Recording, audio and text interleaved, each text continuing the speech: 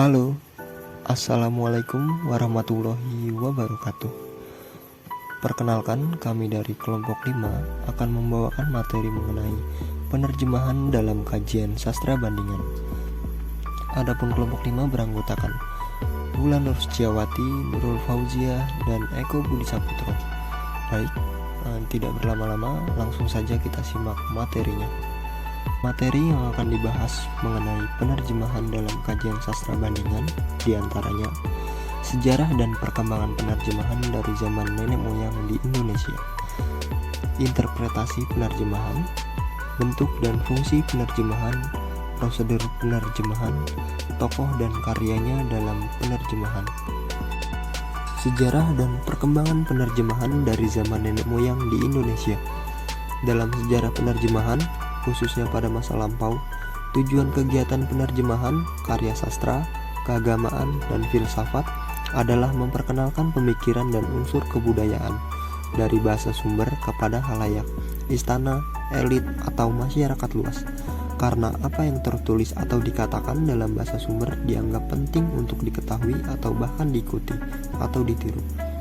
Pada zaman lampau, nenek moyang kita telah mengenal terjemahan dengan istilah meminjam atau biasa dikatakan lebih tepatnya mencuri aksara bangsa lain dan kemudian dikembangkan, dipraktekkan, lalu diterjemahkannya yang kemudian dijadikan bahasa Indonesia.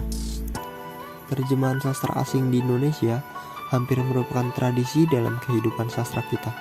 Pertumbuhan sastra di Indonesia selalu diikuti oleh terjemahan atau saduran karya-karya sastra asing. Hal demikian dapat dilihat dalam sejarah pertumbuhan sastra di Indonesia sejak zaman Indonesia Hindu sampai sekarang. Nenek moyang kita mengambil beberapa bahasa dari aksara bangsa lain, diantaranya adalah India, Arab, Eropa, dan Tionghoa. Satu, bahasa kita tidak terlepas dari bayang-bayang aksara India, sebab nenek moyang kita banyak meminjam dan mengembangkan aksara India yang menciptakan berbagai bahasa di berbagai penjuru Nusantara, seperti Jawa, Sunda, dan Bali. Kitab-kitab klasik yang berkaitan dengan epos Mahabharata dan Ramayana bermunculan di awal tradisi tulis sastra Jawa. 2. Pada tahap berikutnya, ketika kita mengembangkan aksara Arab dan menciptakan huruf Jawa di dalam bahasa Melayu dan Penggon, dalam bahasa Jawa, khasana sastra yang berkembang ada kaitannya dengan segala yang dihasilkan oleh kebudayaan-kebudayaan di Timur Tengah. 3. Di awal abad ke-20, sejumlah karya sastra dari Eropa diterjemahkan ke dalam bahasa Melayu dan beberapa bahasa daerah oleh pemerintah waktu itu, balai pustaka, dan beberapa penerbit swasta. 4. Dalam berbagai penelitian, diungkapkan bahwa perhatian masyarakat ini terhadap usaha percetakan dan penerbitan telah mendorong perkembangan sastra yang disebut Melayu Pasar atau Melayu Tionghoa. Pengarang sastra asing, terutama sastra Tionghoa, merupakan faktor penggerak yang sangat penting. Mereka para keturunan Tionghoa banyak menerjemahkan karya asing dari bahasa Tionghoa. Perkembangan penerjemahan. Terjemahan sebenarnya merupakan tafsir bangsa tertentu di suatu zaman tertentu terhadap karya sastra milik bangsa lain di zaman tertentu pula. Kemajuan ilmu pengetahuan dan teknologi melahirkan satu cara terjemahan lagi, yaitu terjemahan elektronik atau komputer. Maka pengkaji juga dapat mengkaji perbandingan antara terjemahan komputer dengan terjemahan manusia. Dalam persidangan penterjemahan antara bangsa ketiga pada tanggal 27 sampai 29 Agustus 1991 diperbincangkan tentang penggunaan komputer dalam penterjemahan. Meskipun perhatian lebih ditumpukan kepada terjemahan, istilah ilmu pengetahuan dan teknologi tidak mustahil pada suatu masa komputer juga akan digunakan dalam terjemahan karya sastra Malaysia dan Indonesia. Sungguh problematis ketika sastra bandingan harus melirik sastra terjemahan. Kalau memperhatikan pembelaan Yasin terhadap Khairil Anwar dan Hamka yang dihujat oleh penulis sastra bandingan mancanegara, banyak hal yang perlu direnungkan. Terjemahan sejatinya ialah pindahan dari satu bahasa ke bahasa yang lain. Karya sastra terjemahan adalah karya sastra yang dialih bahasakan atau dipindahkan dari bahasa asal ke bahasa yang lain. Sastra terjemahan dibuat untuk bacaan bukan penutur dari bahasa asal. Misalnya novel-novel Barbara Cartland dari bahasa Inggris yang diterjemahkan ke dalam bahasa Indonesia. Tentunya novel tersebut pembaca sasarannya bukan dari pembaca yang mampu berbahasa Inggris. Salah satu unsur utama sastra bandingan adalah meruntut terjadinya plagiarisme, adaptasi, saduran, dan terjemahan.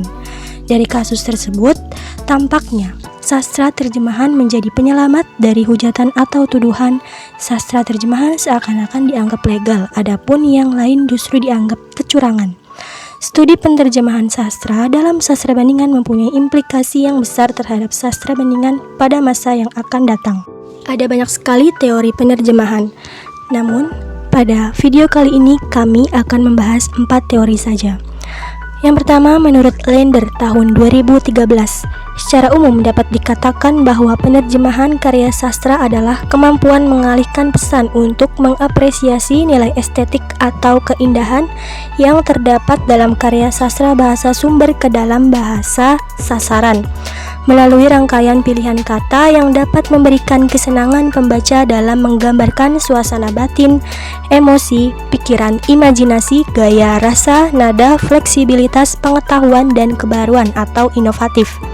Sedangkan menurut Larson tahun 1984, penerjemahan adalah pengalihan pesan dari bahasa sumber atau BSU ke bahasa sasaran atau BSA dengan menggunakan struktur leksikal dan gramatikal yang sesuai dengan bahasa sasaran dan budayanya. Menurut Catford tahun 1974 dalam bukunya yang berjudul Theory of Translation, penerjemahan merupakan penggantian materi teks dari satu bahasa dengan materi teks bahasa lain yang padan. Dan menurut Henry Gifford tahun 1969 mengenai sastra terjemahan, Gifford mengibaratkan sastra terjemahan sebagai tidak lebih dari reproduksi hitam putih dari lukisan cat minyak sebab teksturnya telah berubah. Terjemahan dengan demikian menyebabkan karya sastra bertahan hidup. Meminjam istilah Gifford tersebut, karena diterjemahkan, karya sastra mengalami second existence atau keberadaan atau kehidupan kedua. Ada beberapa karakteristik penerjemahan, di antaranya kajian terjemahan sesungguhnya merupakan bidang kajian yang penting dalam disiplin sastra bandingan yang bersifat subjektif. Kemudian seorang penerjemah dan pengkaji karya sastra terjemahan bukan hanya ahli dalam penerjemahan, tetapi juga ahli bahasa dan seniman yang kreatif. Tiap-tiap pengkaji menghadapi masalah untuk menentukan ukuran atau kriteria terhadap penilaian yang dibuatnya. Namun, belum ada kriteria yang pasti untuk menilai karya terjemahan itu baik, sama mutunya dengan karya asal atau sebaliknya. Dan yang terakhir, sikap penerjemah yang tidak bertanggung jawab tentu saja menimbulkan masalah atau kesulitan bagi pengkaji terjemahan. Bentuk-bentuk dari penerjemahan. Terjemahan karya sastra terbagi menjadi 2. Yang pertama, terjemahan karya sastra kreatif seperti genre novel, cerpen, puisi, dan drama.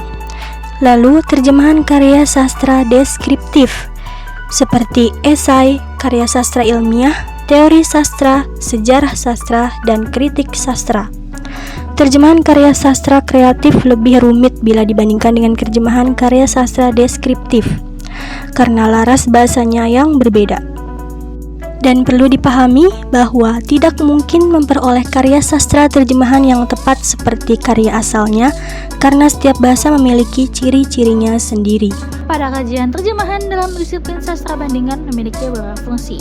Yang pertama, kajian terjemahan berfungsi sebagai panduan bagi pembaca dalam memilih bahan bacaan sastra terjemahan yang bermutu.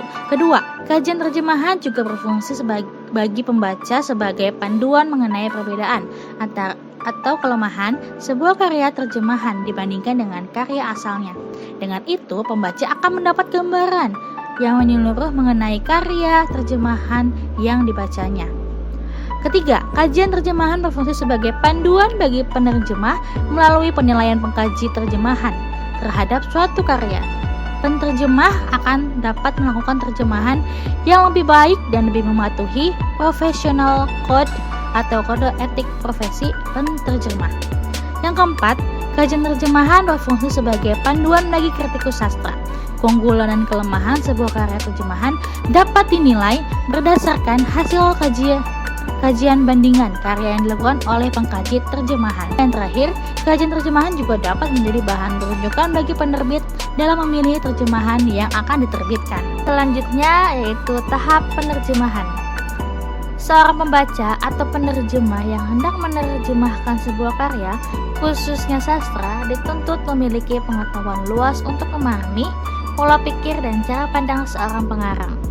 Penguasaan bahasa yang baik, minimal 2 bahasa, menjadi sebuah keniscayaan yang harus dikuasai oleh seorang penerjemah.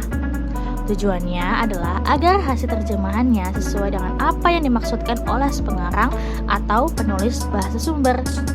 Menurut Ahmad dalam bukunya menjelaskan bahwa dalam terjemahan, seorang penerjemah berhak menambah atau mengurangi sesuatu, asalkan tindakannya tidak merusak maksud pengarang asal.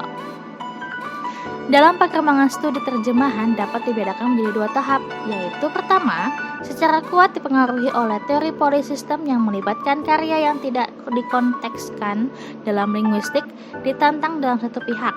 Teori polisistem berargumentasi bahwa sistem-sistem tersebut tidak pernah diposisikan secara identik dan pemahaman tersebut tentang superioritas atau inferioritas dari sebuah teks atau sebuah sistem kesusastraan selalu dalam permainan. Kedua, dari studi penerjemahan bergerak di luar batas tantangan untuk wacana sebelumnya dan secara prinsip dihubungkan dengan pemetaan dengan pola meninggalkan jejak dari kegiatan terjemahan saat kesempatan yang diberikan dalam sekejap. Pembahasan terakhir kali ini yaitu ada tokoh dan karyanya dalam penerjemahan. Menurut Sapardi dalam bukunya dijelaskan bahwa Chairil Anwar merupakan seorang tokoh yang suka menerjemahkan karya orang lain untuk dijadikan karyanya sendiri. Contoh sajak yang ia terjemahkan menjadi salah satu karyanya adalah karya John Comfort yang berjudul Bomb, yang diterjemahkan menjadi Huesca. Itu termasuk terjemahan yang setia kepada aslinya dan salah satu terjemahan yang cantik. Lalu Melanie dalam jurnalnya juga menyebutkan bahwa Muhammad Yamin, Asrul-Sani, dan Ikra Negara merupakan sastrawan yang juga sering menerjemahkan bahasa asing pada zaman tersebut. Salah satu teks yang pernah mereka terjemahkan adalah teks drama Julius Caesar karangan Sky Hesper yang terkenal di Indonesia. Teks terjemahan Muhammad Yamin mengupayakan padanan berbagai kata ilmiah teknis atau benda-benda yang belum dikenal dalam bahasa Indonesia. Sedangkan Asrul-Sani menyajikan kosakata yang kaya dipinjam dari bahasa Sanskerta, Arab, dan Melayu dan mencerminkan pendewasaan bahasa Indonesia. Lalu bahasa Indonesia Ikra Negara berlanggam bahasa percakapan sehari-hari, selaras dengan perkembangan ilmu dan teknologi modern serta jargon politik kontemporer. Tokoh selanjutnya yaitu ada puisi Tagore yaitu Gitanjali yang diterjemahkan oleh Amal Hamzah dan diterbitkan pertama kali pada tahun 1950-an. Terjemahan ajak tersebut termasuk setia. Amal Hamzah tidak berusaha menambahkan atau mengurangi. Dalam menerjemahkan Tukang Kebun, ada Hartojo Andangjaja yang memilih strategi berbeda. Ia membiarkan semua kata ganti orang kedua itu dengan huruf kecil, sesuai dengan versi Inggrisnya kecuali jika dalam bahasa sumbernya dinyatakan secara tersurat. Lalu Tukang Kebun diterjemahkan pula ke dalam bahasa Belanda dan pada tahun 1919 seorang Jawa yang suka menulis puisi dalam bahasa Belanda yaitu ada Noto Soeroto menerjemahkan Tukang Kebun versi bahasa Belanda itu ke dalam bahasa Jawa. Tidak mengherankan jika sajak-sajak Noto Soeroto mendapat pengaruh yang sangat kuat dari Tagore. Lalu beberapa prosa liriknya kemudian diterjemahkan dari bahasa Belanda ke bahasa Melayu oleh Muhammad Yamin. Karya seorang jurnalis Amerika Serikat yaitu Ernest Hemingway, novel yang berjudul The Old Man and the Sea. Novel tersebut telah diterjemahkan ke dalam bahasa Indonesia oleh Sapardi Djoko Damono dan juga Dian Vita Elyati. Sapardi Djoko Damono juga telah menerjemahkan karya-karya sastra yang mendapat hadiah Nobel. Di samping terjemahan karya sastra dunia, diterjemahkan pula karya Karl May, Winnetou, cerita Indian, karya Agatha Christie, karya-karya Barbara Cartline, novel percintaan, karya sastra anak remaja yang bersifat petualangan, dan detektif juga banyak diterjemahkan, bahkan berseri-seri. Salah satu penerjemahan karya sastra yang bersifat konotatif, ambiguitas, polisemi, retorika, penuh imaji dan nada lebih sulit lagi bagi pengkaji terjemahan. Hal ini diakui oleh Zainab Ahmad ketika menerjemahkan sebuah novel bahasa Inggris Ayikwe Amah yang berjudul The Beautiful Ones Are Not Yet Bloom ke dalam bahasa Melayu dengan judul yang indah belum menjelma lagi. Sampai sekarang tentulah telah banyak lagi karya-karya sastra dunia yang diterjemahkan ke dalam bahasa Indonesia. Baiklah, mungkin itu saja yang dapat kelompok kami sampaikan. Jika ada komentar, pertanyaan, atau sebagainya, mari kita diskusikan bersama. Terima kasih telah menonton video ini sampai selesai. Sampai jumpa di sesi diskusi nanti. Sekian, wassalamualaikum warahmatullahi wabarakatuh.